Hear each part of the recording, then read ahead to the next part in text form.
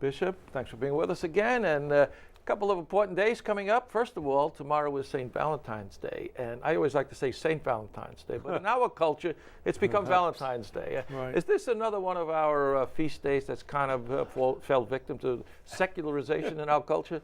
I guess so.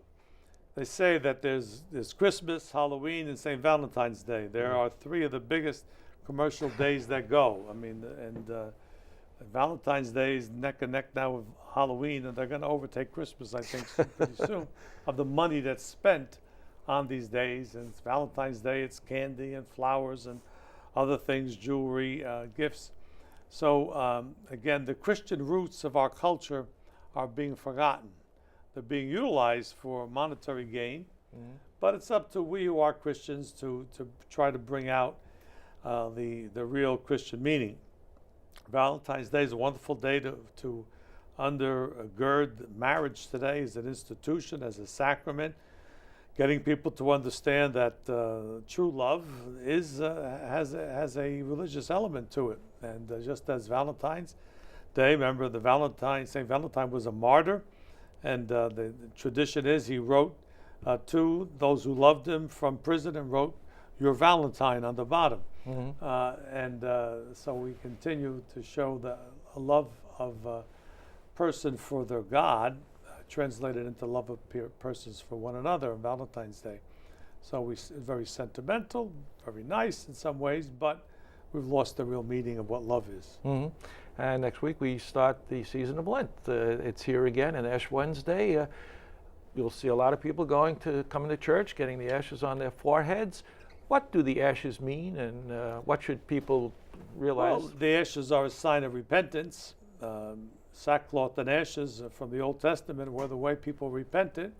And this is what we have to understand, that it is a sign of repentance, that we will make Lent a time of preparation for Easter, making use of it as a time of purification, of penance, and of trying to prepare ourselves for the coming of the risen Lord. So it is a time that people do understand to a large extent. Sometimes they forget what Ash Wednesday is about, but they go. They have there's some kind of residual feeling, religious feeling. Hopefully we can build on that so people really understand what they're doing and can really convert. Yeah. In the past, the church kind of made it easy for people to understand Lent because they had a lot of strict regulations that you had to follow. Today, it's not so easy, and people too much forget personal freedom. Too much personal freedom, and we just have on Fridays we don't eat meat. What is it? How should people be preparing for Easter throughout Lent? The schedule of Lent is minimal, really. It's Good Fridays, no meat. The Fridays of Lent to abstain from meat, and Good Friday. So we're trying to make it easier. And when I was growing up, there were fishes on the calendar and half fishes, and so you kind of had a way of looking at penance, doing things, and people did really. They followed it. They tried to adhere to the thing. But now that we have more responsibility ourselves, we have to find our own signs of penance, things that are internal as well as external. And it's more difficult sometimes when we have to think things up ourselves than when we're told what to do.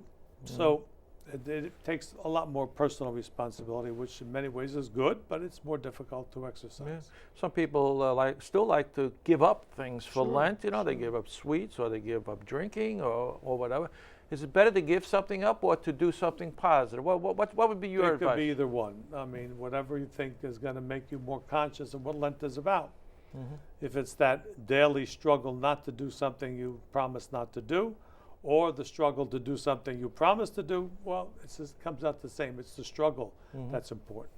And of course, it's a special period because there will be people who are entering our church at Easter time.